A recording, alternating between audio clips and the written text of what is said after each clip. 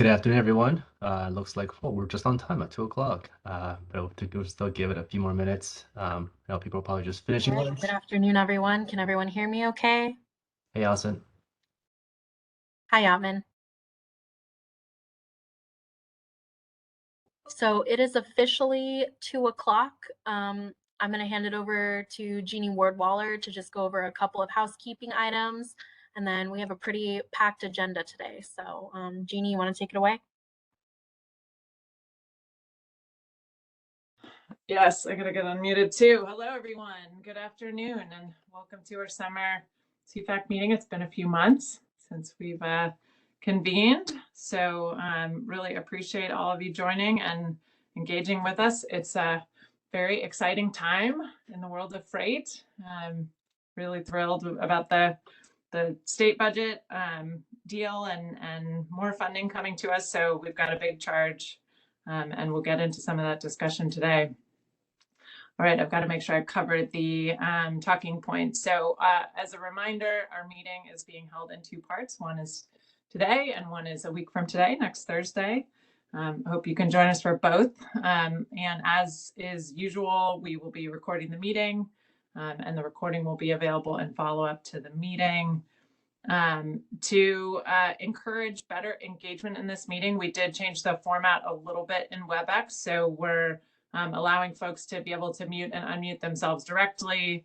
You don't have to do the Q&A or raise hand function, although we still do encourage you to raise your hand if you want to speak up and make a comment, so we can kind of manage that.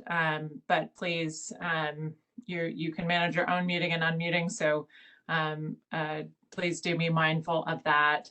And if you don't intend to have yourself unmuted, just be mindful of that. All right. We also have just made one small change to the agenda. I think we'll pull the agenda up here shortly. When we do our agency roundtable updates, we're adding a new addition to the panel. Traylene Bradley from the Governor's Office of Business and Economic Development is going to be joining us. So we'll look forward to his update. He's the new Deputy Director of Sustainable Freight and Supply Chain Development at GoBiz. Nieves is also filling in for Marlon Flournoy to present on behalf of Caltrans for the Division of Transportation Planning updates. And today's portion of the meeting, on the agenda, we're going to focus on an update about the California Freight Mobility Plan. There are some new requirements in IJS, so we look forward to sharing that with you and discussing the plan for that update. And we'll hear from our partners, FHWA, CTC, CalSTA, and GoBiz when we get to the roundtable.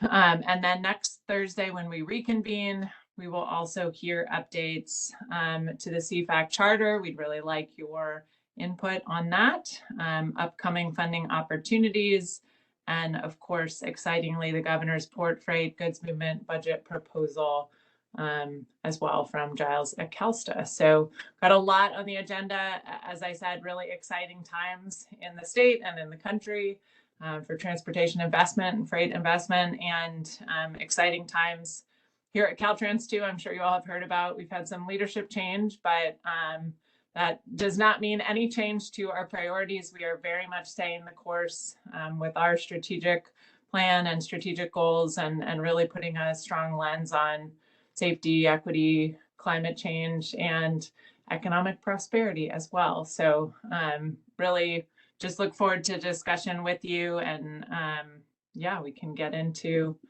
our first item.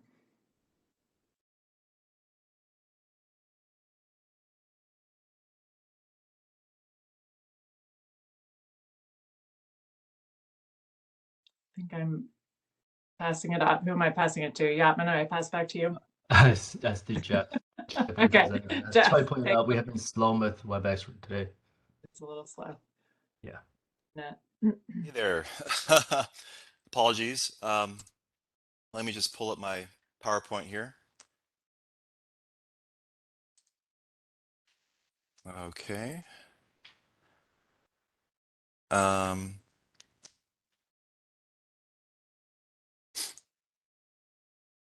Great. Looks good, Jeff.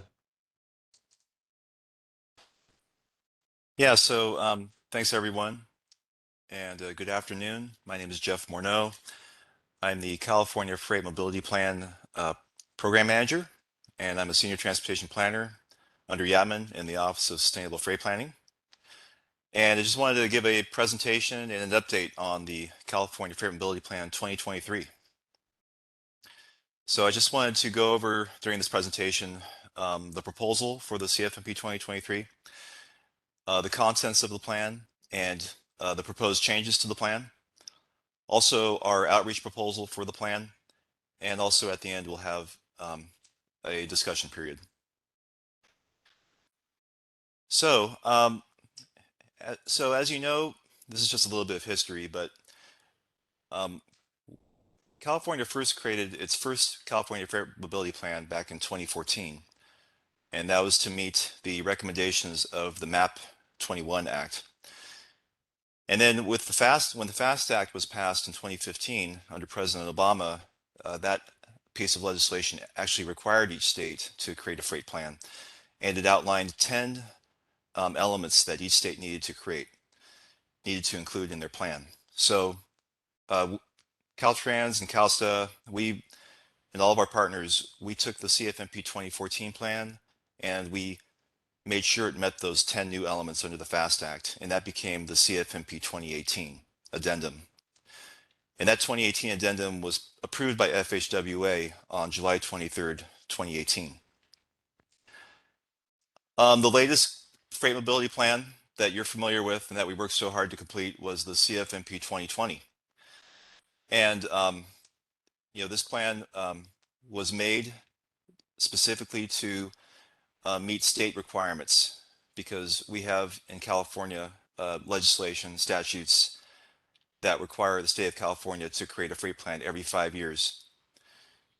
So 5 years from the CFMP 2014 would have been 2019, but because of some unforeseen difficulties, we took a year longer. So the CFMP 2020 was meant to meet state requirements, and it's a state compliant plan. So there have been some changes under the Infrastructure Investment and Jobs Act, as you're probably aware. The FAST Act required states to complete their state freight plans every 5 years. The IIJA actually changes that to 4 years. So we need to complete state freight plans much sooner now, by a year. And the California Freight Mobility Plan needs to include a freight investment plan to access National Highway Freight Program funds, which is about $130 million per year. So that's why it's really important to have a compliant state and federal freight plan so that we can access those funds. So this goes into a little more in depth into what the IIJA actually changes. Like I said, it requires states to complete a freight plan every 4 years. The freight forecast in the plan now increases from 5 years to 8 years.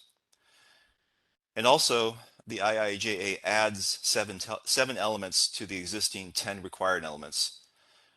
And those new elements include the most recent commercial motor vehicle parking facilities assessment, the most recent supply chain cargo flows in the state, an inventory of commercial ports in the state, considerations or the findings or recommendations made by any multi-state freight compact to which the state is a party, the impacts of e-commerce on freight infrastructure in the state, and considerations of military freight, and also strategies and goals to increase the severity of impacts of extreme weather and natural disasters on freight mobility, and a number of other items related to resiliency. So with that in mind, we are required to update the plan to meet federal requirements to have a plan within 4 years. So we are planning on updating the CFMP by July 23rd, 2023. What our proposal is that we want to create a CFMP 2023 that is federal and state compliant. We want to build upon the CFMP 2020. Instead of starting from scratch and reinventing the wheel, we want to take the CFMP 2020, build upon it, and so that it's compliant with the IIJA, but also we want to align the new CFMP update with all the recent, pieces of legislation, plans, executive orders that have come out, including the CTP, the CAPTI, which is a climate action plan for transportation infrastructure, the state rail plan, and the latest version of the ITSP, and any other related policies, federal and state. In this, we want to talk specifically about climate change, supply chain issues, how COVID has affected the freight industry, and also equity, of course. So we definitely want the CFMP 2023 update to definitely address these things and include them. We want to refine and update the existing 10 elements so that they're updated, up to date. We want to include the 7 new elements, like I mentioned. And also we want to conduct some more outreach and engagement for this CFMP 2023. And this includes interviews, going out to AB 617 communities, which are communities that are disproportionately affected by pollution. We want to go out possibly to community events. And actually, I'm going to go into a little more detail into our proposed outreach later on. Also, we want to include a new freight investment plan, so we can have access to those National Highway Freight Program funds. One thing that we are proposing in this plan is not having a large project list at this time. Because of our constrained timeline, it may not be possible to create a large project list, but this is something that we can actually work on and include later on after we're finished with this update. In terms of timelines, we want to submit the CFMP 2023 to FHWA by May 23rd, 2023. FHWA requires 60 days to review the plan, so that's 60 days from July 23rd, 2023. For the CFAC, we want to have a draft plan available for review to the CFAC sometime between February and March 2023. Now we know for the freight investment plan, this is going to be, this is actually our TCEP, our Trade Corridors Enhancement Program list, which is unique for California. The next TCEP Cycle 3 project list is going to be adopted by the CTC in July or August. So we're going to actually amend this new FIP into the CFMP 2023 when that gets adopted by the CTC. And that may actually happen after it's already under review by FHWA. So we can add this later. It's not a problem. And also the CTC is working on SB 671 Clean Freight Corridors, which is required by statute, of course. And this is a plan that they're creating that actually identifies 5 clean freight corridors throughout California. And it's going to identify sustainable zero emission infrastructure, I believe, for those 5 corridors. That actually won't be finished until December 2023. So that's something that we're actually going to have to amend into the CFMP after we've already submitted it to FHWA as well. Now, as for the actual content of the CFMP, like I said, the structure is going to remain relatively the same as the CFMP 2020, but we are definitely going to be updating each one of these sections, all of them, so that they are up to date with any changes or anything that's relevant that's happened since 2020. I've actually marked in yellow just the parts that need to be updated with new IIJA requirements. So essentially the plan is going to have a chapter 1, which is vision, goals, and objectives, with the background and what our vision and goals and objectives are for freight in California. We want to, we're going to have a chapter on California freight competitiveness, and this is a chapter that's probably going to have to be updated with all the latest supply chain issues that have happened in the past few years, and also COVID impacts. In chapter 3, we want to talk about existing freight system conditions and performance-based needs assessments, and some new requirements that are required under the IIJA are commercial ports inventory. We need to talk about military freight, and also we need to talk about truck parking. Unfortunately, California is already ahead in the game in terms of truck parking because our office recently completed our statewide truck parking study, which did an inventory of truck parking throughout the state and identified regions with major truck parking deficiencies. So that's something that we could easily add into the CFMP. Chapter 4 is going to be about the future of freight, and we're going to go into the trends, issues, and opportunities in regards to freight in California. And here we also want to talk about truck parking, but we also want to talk about e-commerce impacts and how that may affect the freight system in California. Chapter 4, the future of freight continued. We also want to talk about freight resiliency, which is a new IIJA requirement. And this is a new element that is really going to look at how do we make a resilient freight system in the face of some major factors such as climate change, equity, and the economy. So this is going to be a brand new section. We also want to talk about freight flows and forecast, and that's going to have a forecast of up to 8 years, which is required under the IIJA, and that covers a 2-plan period. We want to talk about environmental challenges, opportunities, and engagement with freight. We want to talk about environmental impacts, and also we want to talk about partnerships and engagement. And we're going to update this based on the new outreach that we conduct, like I mentioned earlier, but also we also want to talk about the new requirements under the IIJA for our Freight Advisory Committee, which will include several new members. And finally, we want to talk about implementation, which are include strategies and objectives, and also our freight investment strategies. Also, this plan also contains several major appendices. Some of the main ones that need to be updated are the multi-state corridor efforts, which I mentioned earlier, that's a new IIJA requirement, and also safety, security, and resiliency, because the IIJA requires a lot of new material on freight resiliency. And finally, Appendix L is our 2018 California Freight Investment Plan, our FIP, which is required under IIJA. This will be updated, like I mentioned earlier, with the new TCEP Cycle 3 list in the summer of 2023. And like I mentioned, we definitely want to address some other topics in this freight update. We want to talk about how COVID-19 has affected the freight system. We definitely want to talk about how supply chain issues have impacted freight to California and the country. We want to talk about climate change.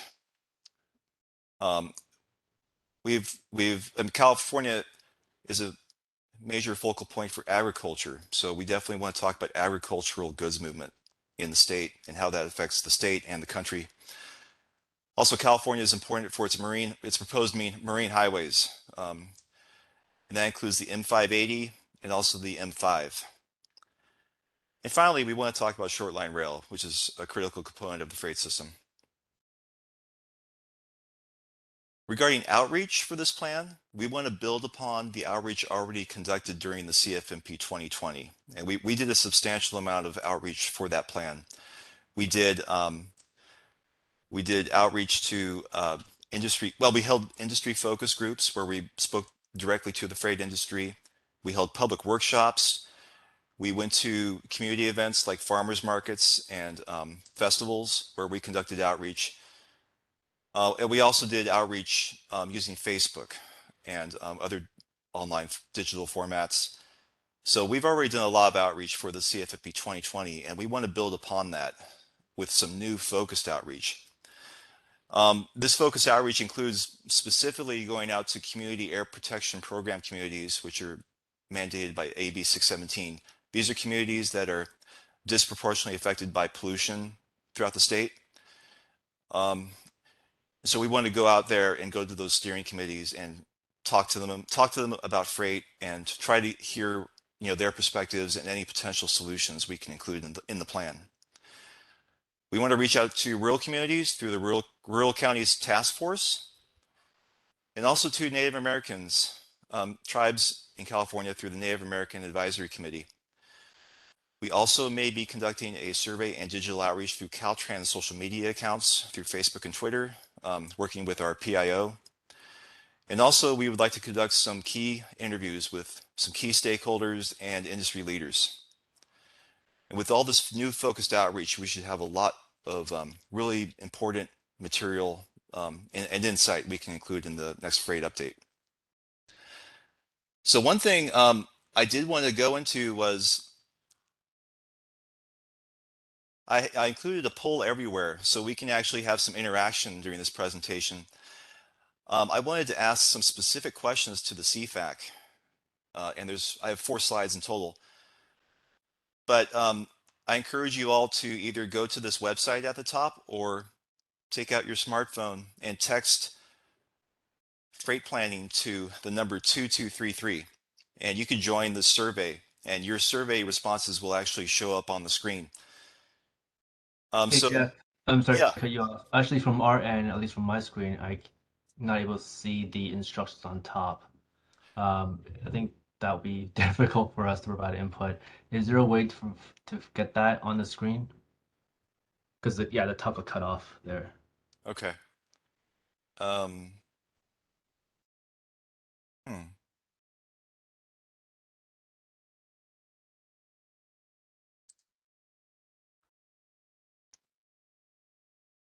Oh, actually, can you see it now on the top? No, unfortunately, not at least from my end. I just see the question Yeah. with a blank. Let me try to find it. Let me get the instructions and copy and paste onto the chat. Well, actually, let me see. Actually, here, there is a way. For the chat comment. Oh, thank you, thank you. You know what? I realize that there is a way I can show this. So let me just go back to the screen.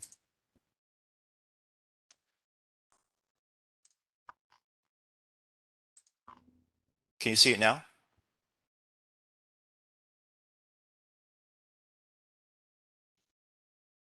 I don't see it. Question in a white box, no It's instructions. weird.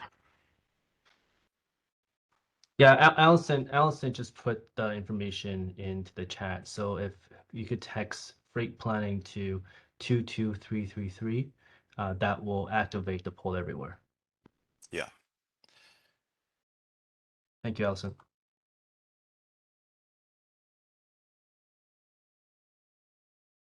So the first question is, what types of feedback from outreach? I'm sorry, wait.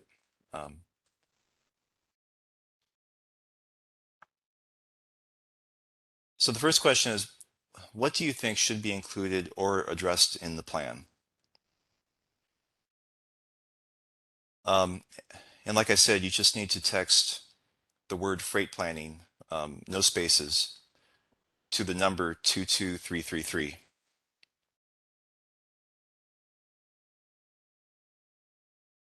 So the first one is climate change. Yeah, I mean, are you able to see the responses? Not yet, but I think there was a delay yesterday when we were trying this anyway. I mean, just the system itself takes a little time to react. Okay. And there's a lot of us on the calls, or probably just the system overall itself, it's kind of getting overloaded. So let's wait for a little bit. I'm not able to see anything, but maybe it'll be great to continue to read it out as it pops out on your screen. Yeah, I'm seeing them pop up on my screen. I see climate change. I see ZEV charging. I see inland ports. And I see the environmental impacts of freight. Do you, Jeff, I'm not sure how much time we have for this part of the item, but do you also want to invite people to, either put responses in the chat or speak up if they want to unmute and? Yeah, absolutely. Okay. So CFAC members, if you would like to expand on what you put in the poll everywhere or add additional thoughts, please feel free, raise hands or go ahead and unmute if anybody wants to speak up.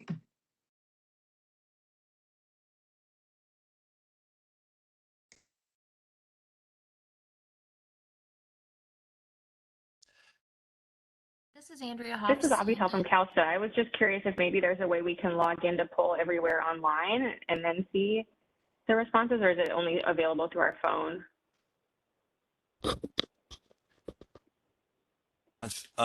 Unfortunately, I think we only have access to see the results on the Poll Everywhere website. Yeah, I apologize. And we tested this yesterday and it worked fine. So we'll have to look into why this isn't working, but. No worries, no worries. I think someone was actually going to give a comment, so I'll cede the floor. Thanks, Andrea Hoff, Sandag. I think looking at cross-border freight flows is important. Thank you, Andrea. Yeah, thank you. Steve also indicated identification of freight bottlenecks across modes. So thank you, Steve. And then Kenny put the Poll Everywhere freight planning link there. If it opens, it's difficult technology. I also see a chat from Hannah at CTC about the 671, the information from 671. Maybe that could be included earlier in the plan. I don't know if you have anything else you want to say about that, Hannah. Thanks. Just that I don't know if that information will need to be added in later as an amendment, because we could probably work on it beforehand. And I can talk more to Yatman and Jeff offline. Sounds good. Thank you. Yeah, well, it looks like we've got some great responses. I can see it on my end. Did anyone else want to chime in as to what you think should be included or addressed in the plan? You could say it out loud. You can unmute yourself and say anything out loud. Jeff, I don't want to impose, but are you able to just share screen so that we can see the Poll Everywhere that you're seeing? Excuse me. I am sharing my screen right now. I don't know why I don't know why people cannot see the results. Oh, I thought you were looking at it in a browser. That is weird. Yeah, it's dynamically showing up on my screen. Huh, that's so I can weird. see people's responses on my screen. It's okay. Yeah, but did anyone else have any thoughts as to what you should be included in the plan? More, thank you for your comment. So economic impacts of freight mobility on rural communities, assessments of lifeline freight routes, and then Steve from SBCTA also provide another, which is strategy for zero emission truck fueling and coordination with other states. Thank you for your comments.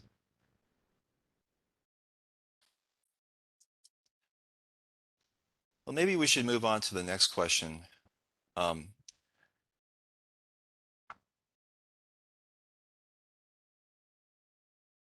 the next question is, are there any planned components the CFAC should be involved in? So there you go. Now, during the last plan, we involved the CFAC quite a bit in the goals, objectives, and strategies of the plan. And we also involved the CFAC in possible scenarios that we would test for the plan, and also the investment strategy. So, but this is your opportunity to let us know where you think, or when you think the CFAC, or where you think the CFAC should be involved in. I see data collection, I see public engagement, I see the project list. Also, I see considering broader community transportation needs within freight planning. Well, that may have actually been the last question. Does anyone want to chime in and say out loud are there any plan components you think the CFAC should be involved in? Andrea, so you put evaluation criteria. Can I assume you mean by project, or can you elaborate a little more? Sure. I was just thinking in terms of evaluating the projects. Yes. Thank you. And contributing to the design of the criteria by which those projects get evaluated. Thank you. Damien Breen here from Bay Area Air Quality Management District. I think some of us as well are funding partners within our own right. So as you think about the the financial components that may where you'll have partners, that would be an area where we could have, I think, and should have some input. So what would examples be where you're going to be doing, mobility corridors? There may be electric charging that we have funding for.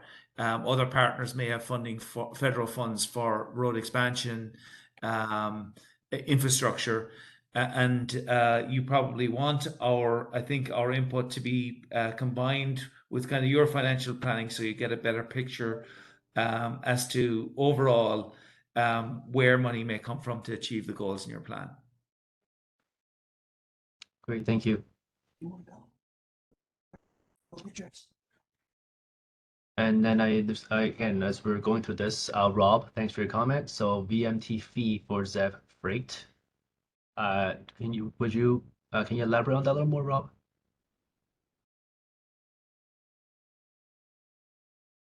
Yeah, just we're putting a lot of money into electric charging for trucks and freight and long haul, and we need an alternative method to fund the maintenance of our road system. Thank you. And then Maura, thank you. Goals, investments, project criteria, excuse me, and public outreach. Great. Well, let me move on to the next question then.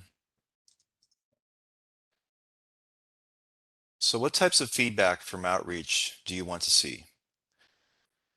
And the reason I'm asking this is because we are currently getting on schedules to present at several different committees, like AB 617 communities and the NAC and also the RCTF.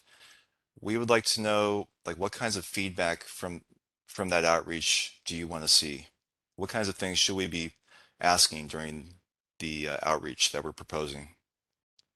To add a little to that is, yeah, this is an opportunity where, for example, we as a state Caltrans, so we are kind of leveraging what our locals have been doing for freight. And it's like hearing and being at a table and listening to the outreach that you guys are doing regarding freight or just transportation. And so, this is a great opportunity for our partners, as we do an outreach. What do you want? What kind of feedback would you like to hear? What kind of questions do you feel the state or even your region should be asking as part of the CFMP outreach? Again, it's not just beneficial for the state Caltrans, but also, what the locals, which we're really doing a lot of outreach in your backyard, what do you guys feel is important questions, topics, or issues? Again, Damien Breen here from Bay Area. I mean, I think you're going to have to ask the basic question is, for these communities, the sustainability elements, the emissions reduction elements, are they what that community is looking for? And if it's not, you're going to have to be open to taking their input on what they want to see in this plan. I think there is a conflict in certain areas between, the need to move freight more quickly and the emissions that may bring, right? It may bring increased traffic. It certainly will bring increased road and brake wear dust. So you're going to have to ask those questions of those communities. Do they understand how you plan to address their concerns, and then are they on board with what you're proposing? And if not, what are their ideas around that? They may also ask, about how the plan is going to be offset and mitigated, and that's something that I think you want feedback on. If you've got offset and mitigation strategies around the plan, you want to know. I think you want to ask the community, and you want to get their feedback on whether they think those strategies are sufficient, and if they are things that they think are going to benefit their communities, especially those like in around the Port of Oakland or in LA, Long Beach, that are and at the below San Diego and close to the border area where they are experiencing high impacts from freight movement. And this is Mara Toomey from the Central Coast Coalition and the Rural Counties Task Force. I concur with the prior speaker. I think that outreach to particularly those environmental justice communities is going to be really critical in the development of this plan, and having an understanding of, you know, what they really see. I think it isn't just outreach, but engagement of how we can meet our state's freight needs, but also, you know, minimize the impacts to those communities and hopefully provide benefits. And on the rural side, I think, you know, it's a similar thing, you know, outreach to those communities that are, you know, struggling economically, where, you know, freight and freight transport is important to help not just build their economies, but also in many cases sustain them or provide lifeline services. And in many of those rural communities, that's would be outreach to the, you know, ag growers and distributors who, you know, produce goods that have to be transported in a timely manner to be economically efficient. I think those are all important questions we need to ask of many of the groups you reach out to. Thank you.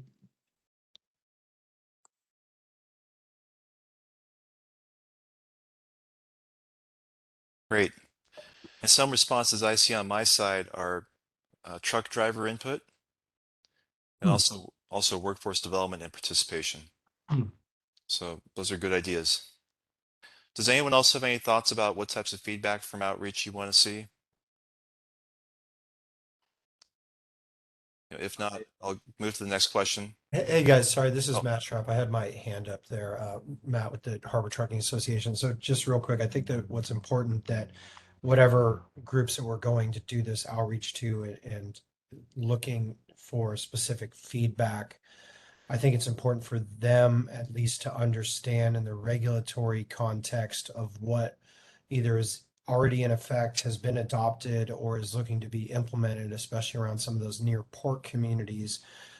When they think about increased traffic or increased volume, that it's important to understand that there are regulatory measures that are requiring the use of zero emissions technology for drayage trucks specifically, as well as other larger requirements for some of those high priority fleets. Because to Damien's point, I think that it's important to understand what their needs are, but sometimes, for better or worse, they're relatively uninformed about the larger regulatory construct with good cause. You have to be pretty deep in this stuff to know what's coming or what's on the horizon. But I think anytime we're going to do outreach related to increased freight mobility, I think it's important for that to be brought up, because having as much feedback from communities is good. And I saw the note about engaging with motor carriers and even down to truck drivers there is important as well, about what's important to them. But when we start talking to the community groups, I think that it's important for them to understand some of those regulatory contexts so they can reply appropriately.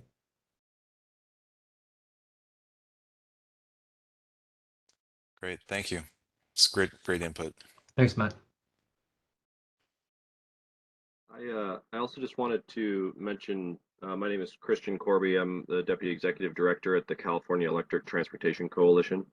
And I wanted to mention this earlier, I just didn't get a chance, but I would recommend that we coordinate with Bill Boyce, who is now running the West Coast Clean Transit Corridor initiative, which is kind of teaming up with our organization and the California utilities to try to continue that effort and put in place a larger infrastructure plan that's going to extend from British Columbia now down all the way to the bottom of California. So would be good to coordinate with Bill and that group as well.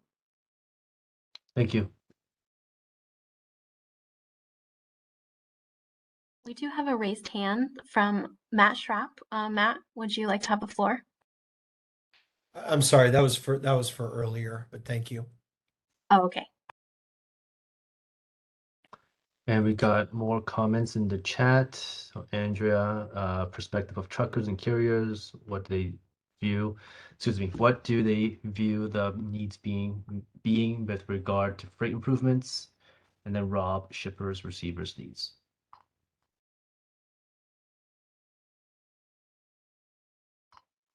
I will say one thing, this is Matt again, just to that point that when we talk about outreach as well, I think it's also important to recognize some of the jurisdictional restrictions on siting of facilities or restricting truck traffic and what those local jurisdictions, what measures have been undertaken to restrict mobility, let's say, just in the context of how we try to build out more efficient freight movement and what some of those impediments are, because just from the perspective of truckers and carriers and shippers and receivers, I can tell you that those jurisdictional restrictions can be challenging to say the least. So just another level of context in there as well.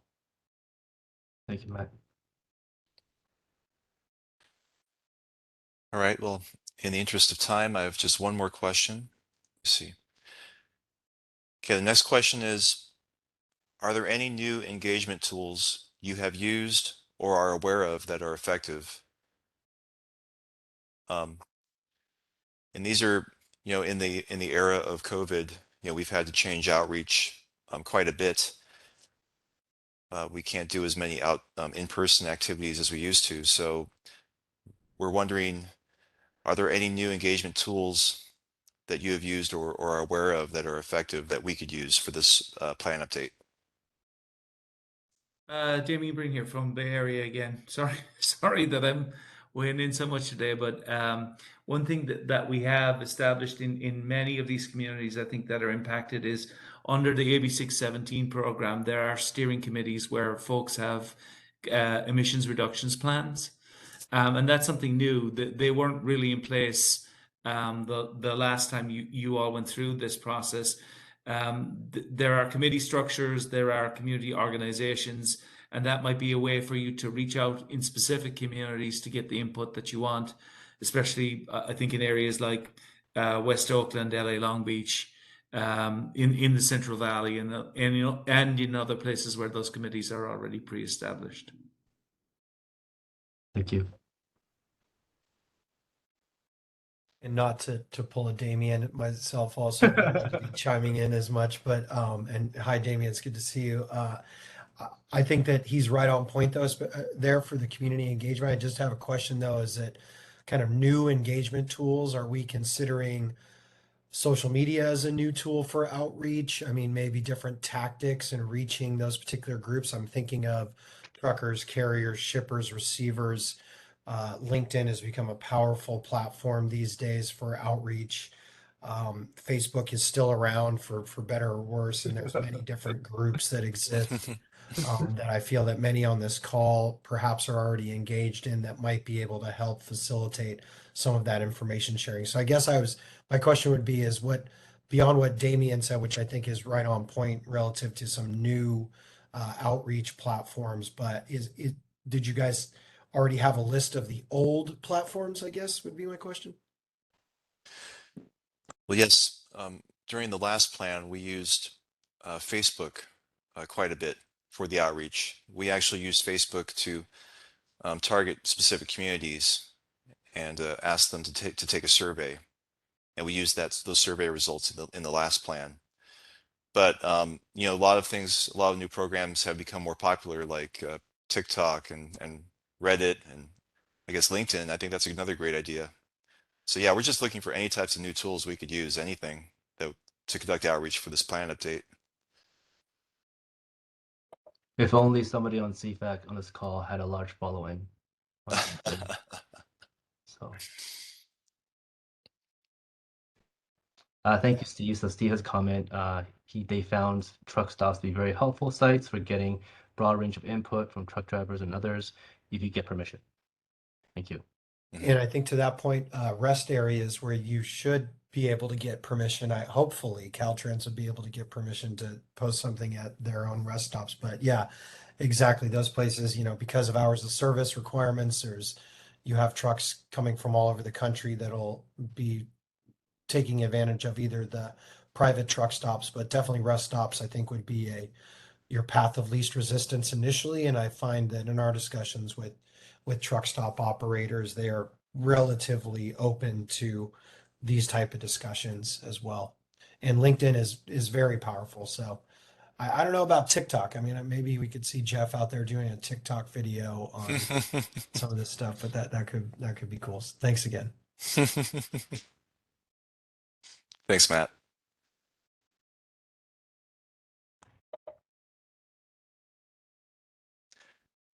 I see use QR codes for easy polling and engagement. I see partner with LGBT and women trucking associations. I see nighttime virtual outreach. That's interesting. And I see tables and booths at community events, such as state fairs, farmers markets, etc. So those are all great ideas. Great ideas. And in the chat, we have traditional project site visits work well as outdoors. They generate conversation and excitement. Thank you, Andrea. And then Rob, texting invites to surveys has worked for SJB household travel survey recently. Thank you. And then Maura, probably my favorite because it says barbecue. And Meg attended a CHP barbecue held at the truck scales to talk directly with truckers. A meal and outreach. That's good. Nice. Thank you, Maura. That's awesome. Well, great. If anyone has any other responses for any of these questions, you're always free to email me or anyone in the Office of Freight, and we're happy to hear your input and suggestions. So thank you, everyone. That concludes my presentation. I just wanted to open it up to a discussion period. If you have any questions or would like to talk about anything I presented about, please feel free to raise your hand or speak up. So I'm opening up the floor.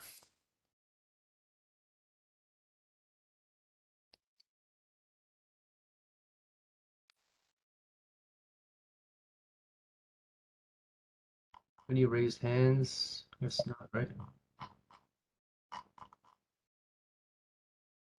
Okay, well, seeing no raised hands and no additional chat messages, we are running a little bit behind, but I think we should still take our 5-minute break. So if everyone could return here at 2:52. I know that's a weird time, but 2:52, we will reconvene. Great, thank you. Thanks all.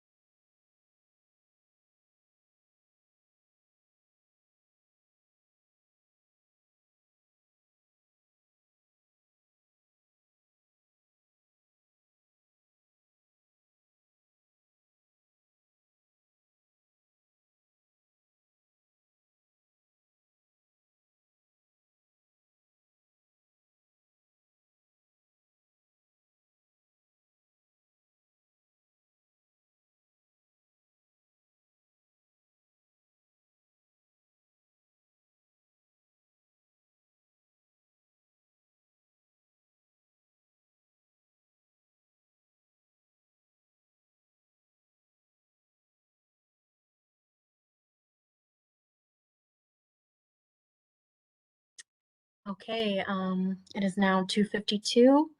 We are going to move on and start our roundtable updates.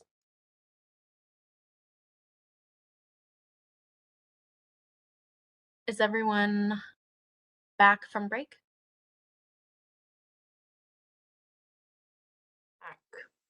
Yep.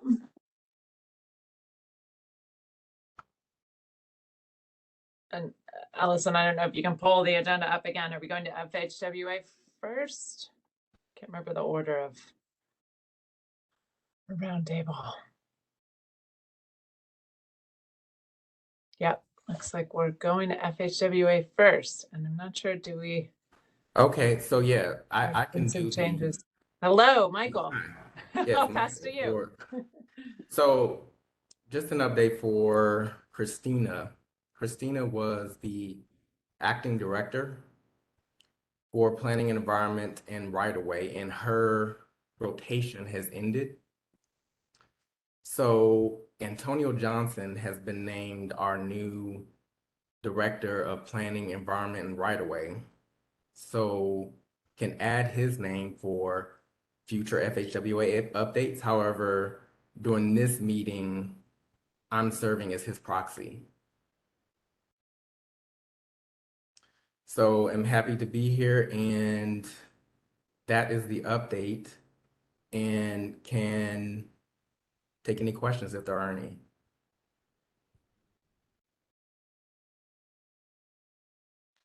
Thank you, Michael, for joining us and representing FHWA. Good to hear about the changes, staffing changes there, and congrats to Antonio.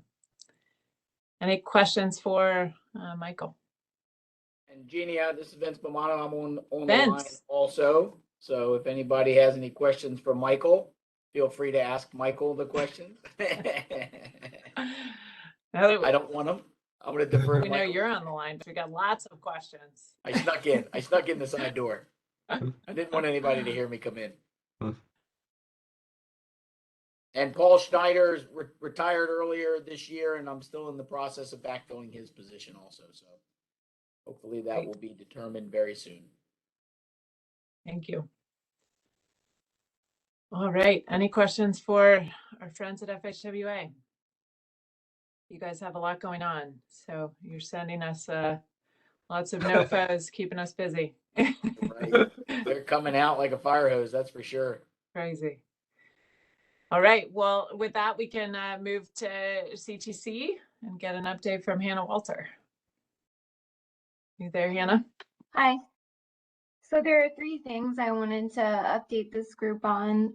The first is for the Trade Corridor Program, the final guidelines for the next cycle will be presented at the August Commission meeting. And the draft guidelines were presented in June. That seemed to go fairly well. If you have any questions or comments on those guidelines, please let me know. You can email me. I can put my email in the chat. And I'd be happy to address any questions you may have. And I can also put in a link to the Trade Corridor webpage in case you haven't had a chance to look at those guidelines yet. They're posted there. For the Senate Bill 671 work, we're also giving an update at the August Commission meeting on that effort. And I think many of the people in this group are also on that work group. I sent a draft of those slides around to the work group just so everyone could have a chance to review and comment on them. And I've gotten a lot of comments from people that have been really helpful. So I appreciate everyone's help on that. And just a quick note that well, when I say Army Corps, I think it might be misleading because it's not your typical Army Corps staff. It's actually civilian contractors who work on research projects for the Corps. But my work with them has been going well, and they've been working on some resiliency type projects where they're going to try to map like different climate events and the potential impacts of those. So I think that could be really interesting, and I'll keep you posted on that as it moves along. Thank you. Thank you so much, Hannah. Any questions for Hannah and CTC?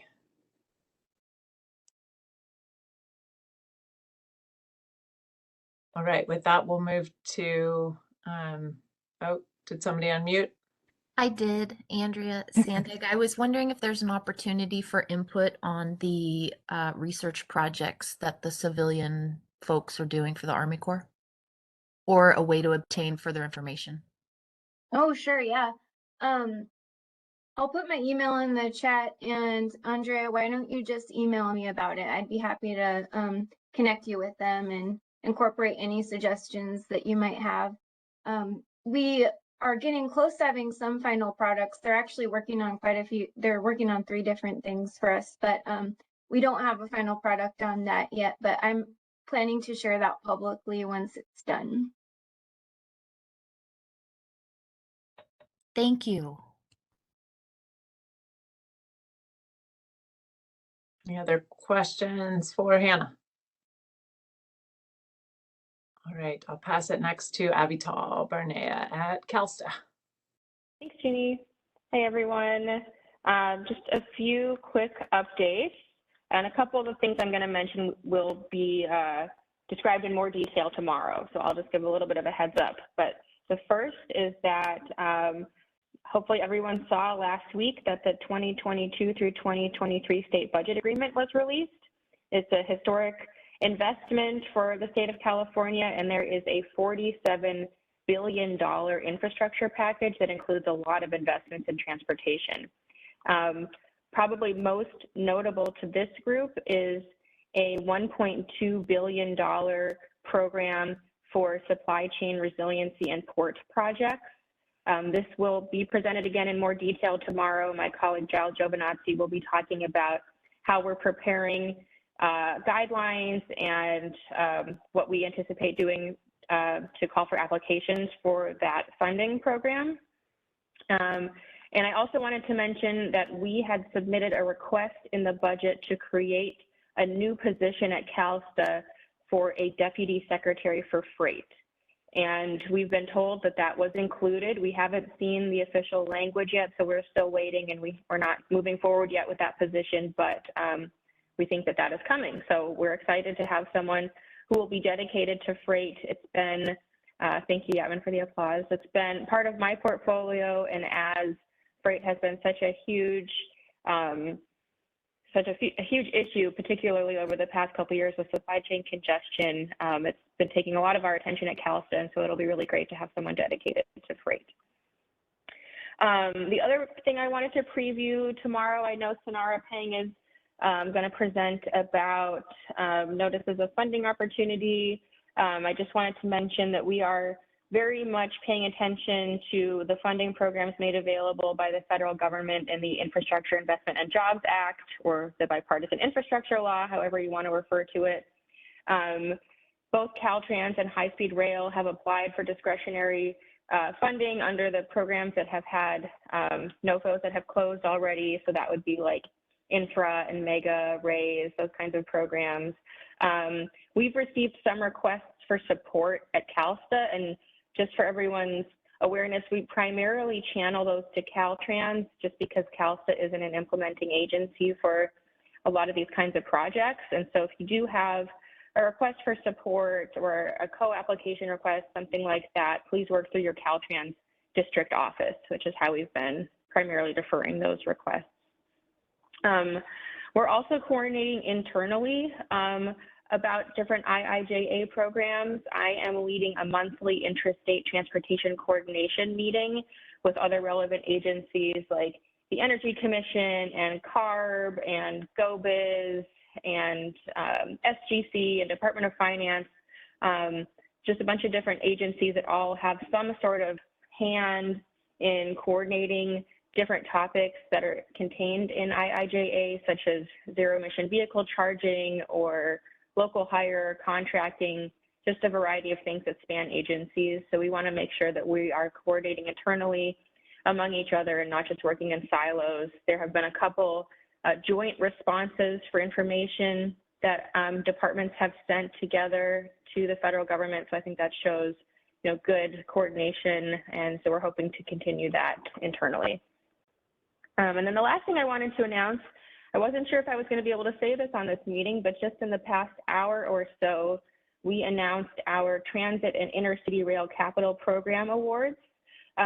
This is more of a transit program, but there is a nexus with transit rail projects that share freight rail tracks. And so you might want to take a look at the projects that are going to be receiving money. We announced close to $800 million in funding that will be awarded in this program. We got a big plus up of funding in the new budget, and the cap and trade auctions were in our favor. And so there are, I think, 53 projects, I need to look, because it just came out, that are going to be supported with this close to $800 million in funding. So we're really excited about that.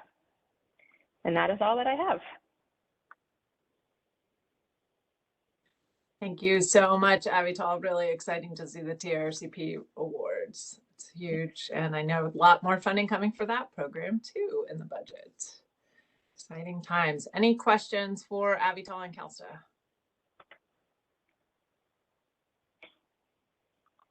I just want to clarify, I said 53, it's 23. And my mind flipped the 2 and the 5 upside down. So it's 23 projects that received close to $800 million in funding. Great. I think we have a question from Carrie. Yeah, thanks. And actually, questions for Jeannie. When will Caltrans make a decision on projects to be the submitting agency for TCEP on behalf of other agencies? We submitted our nominations several months ago. Just curious about that process. Great question. I don't know if I don't want to preempt Nieves, who is going to give the next update, but we're aiming for next week, Carrie, very soon. Okay, great. And then I noticed you had the process also going for the USD OST RCP program. So do you know when you will announce that as well? I assume you're talking about reconnecting communities? Yeah, sorry for the initializations. So many acronyms. Yeah. Yes, we are super excited. That NOFA was just announced, was it last week? So we are, what you're referring to, just for clarity for everyone, is Caltrans has been soliciting ideas for submittals, either for planning grant applications or capital projects. We actually extended the deadline for ideas until the end of July, since we have a little bit more time. The NOFO gave us, I think, until mid-October for applications. So we decided to extend our request for ideas. So we're reviewing the first batch of ideas that we received, but we're going to give folks a little bit more time if they are interested in partnering with us on those projects. So I can't tell you yet when we'll make final decisions on what we're going to apply for, but happy to, keep you updated as we go. Okay, great. And then a similar question for possible partnering for USDOT FRA CRISI grants. The NOFO will probably come in August. I don't know if Caltrans has done that in the past for past CRISI programs. The dollar amount hasn't been that higher past cycles. So just curious about that one too. I know next week, Carrie, we're going to talk about all the NOFOs. We have an agenda item. So we'll try to get more info, make sure we've got some more info to share with you next week when we talk about that. Great. Thank you. Great. Thank you very much. Yep. Thank you. Great questions. Any other questions for Avital? I'll go to Nieves. Good afternoon. Oh, sorry. Go ahead. Oh, sorry. A quick question for Avital. You mentioned that you'll be making an announcement tomorrow. At which forum will that be? I'm sorry, my mind is in a million places. It's not tomorrow. I was talking about part 2 of the CFAC meeting, which is actually next week. Got it. So not tomorrow, I'm sorry. Yeah. I think everything else I said was accurate.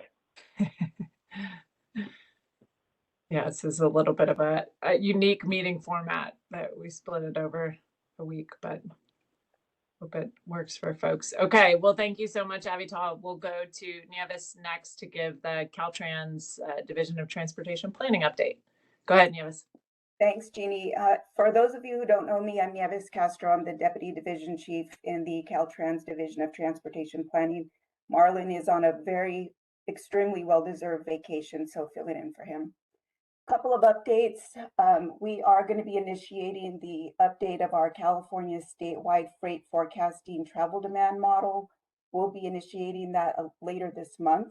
We'll be forming a peer advisory committee and a technical advisory committee for the freight forecasting component of the model, as well as looking for additional freight data sources.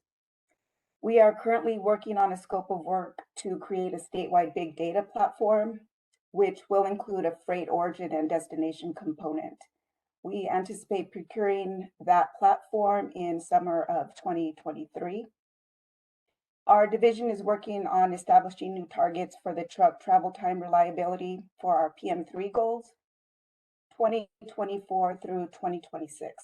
So we plan on hosting engagement sessions with MPOs sometime in July and the end of August. And that is to meet the September 30th reporting deadline to Federal Highway Administration. We are currently working on the Interregional Transportation Strategic Plan addendum. It's currently going through internal review, and we plan to release it for public comment in mid-August. And the last item is the California statewide truck parking study. Final report has been posted online, and we plan to do a press release regarding the study through our public information office later this month. So those are all of our items. I see Carrie's hand is up. I don't know if that's an old hand. Yeah, I'm an old hand, but yeah, I did have another question. Thanks, Nieves. On the statewide freight model, I think you mentioned the freight forecast component will be updated as opposed to the model itself. Is that correct? So I'm going to actually piggyback on Yatman to answer that question. Okay, because I do have a request, is that if you could, whatever activities are involved in that effort, is that the engagement is more broader and more frequent with the state as a whole and different agencies and the peer review. I was involved in the peer review or the TAC, whatever it was last time around, and I don't think there was enough engagement. And SCAG and I had some differences of opinion, I think, with what your consultant was doing at that point in time of how to handle the regional forecasts and spend a lot of time and effort trying to replicate them, which didn't make sense because we have established procedures for 20 years working with SCAG directly, and I'm sure FTC does as well. So yeah, please, if you could, expand the engagement as much as possible. That's good. Thanks, Carrie. Thanks, Carrie.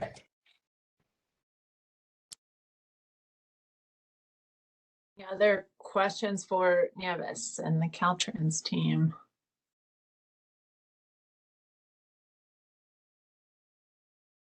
All right, thank you, Nieves.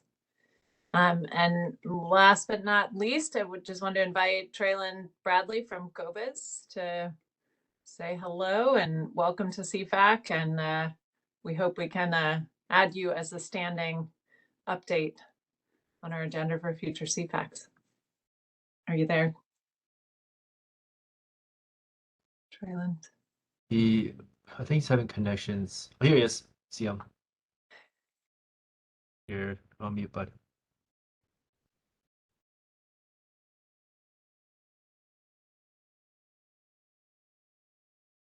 Can you hear me now? Yes. Okay, great, fantastic. Sorry, a little bit of a WebEx issues, but that will not be the case next time. So thank you so much. Hello, everyone. My name is Trey Bradley. You don't have to try to attempt some always, as my first name can sometimes throw people off. But I just am kind of a month into this position and role. I'm very looking forward to working with all of you. A little bit about my background. I have worked since, I started out at the governor's office of planning and research, Strategic Growth Council, working there on renewable energy efforts, including some efforts leading up to the Global Climate Action Summit and publishing the 4th edition of Solar Permitting Guide. I've spent many hours and hours and hours inside the CEQA clearinghouse. I'm happy reviewing CEQA environmental documents from every corner of the state. So I'm happy to talk about that experience with anyone else. And then of course, move over to GoBiz, where I've worked on tax increment financing tools such as enhanced infrastructure financing districts, seaport infrastructure financing districts, opportunity zones, other place-based efforts. But then really working and supporting companies across California, navigating incentives, including a lot of efforts related to supply chains such as critical minerals, as Lithium Valley, rare earths, and then organizing the securing a Made in America supply chain event with the White House this year for critical minerals. So just one specific industry work with, but also have worked with agriculture, semiconductors, commercial space, biotech, and life science and pharma. So have worked with a lot of different folks on kind of navigating supply chain challenges, particularly with rail many times. So helping to bring that work to here, and of course work with you all. I know that teamwork makes the dream work, and so I'm really hoping to get to know you all and work together to uplift supply chain work here within California. I think it's an absolute opportune time.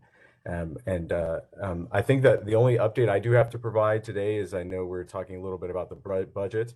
There is funds that are coming to GoBiz. There is $30 million that is appropriated for the California Containerized Ports Interoperability Grant Program. So it will be a grant program for the ports that deal with containerized units to develop data systems that require interoperability mechanism between their data systems. The ports in the Budget Act do have to come to an agreement for a memorandum of understanding that they will achieve that interoperability before June 30th of next year. So we're already hitting the ground running and working with the ports, specifically the 5 that do generate containers, which would, Long Beach, LA, Oakland, Wainimi, and San Diego. So those 5 ports were technically eligible under the grant program to receive the funds. So that is one thing that came across in the budget for us. So we are kind of working around the language.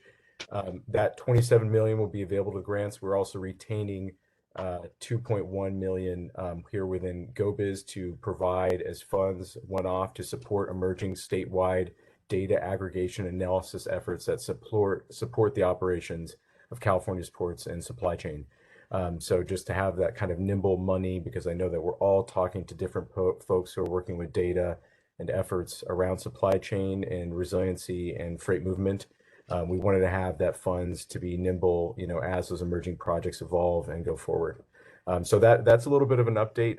And with that, I know for sake of time, I'll leave it at that. I'm looking forward to meeting and working with each and every one of you going forward, and very excited to be here. And thank you for having me. Thank you so much, Trey. Welcome. And sorry if I mispronounced your name. I think I might have screwed it up at the beginning, but Trey is easy, so I'll remember that. You got it right, actually. So okay, good.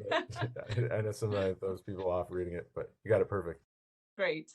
Okay, good. Well, really glad to have you. Any questions from the CFAC members for Trey? Right. Well, very excited to hear about another big budget funding opportunity there too. That's really exciting.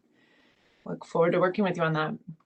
All right. Well, with that, we have reached the end of our part 1 agenda. So I'm happy to just open it up to any questions, any other questions, comments from the group.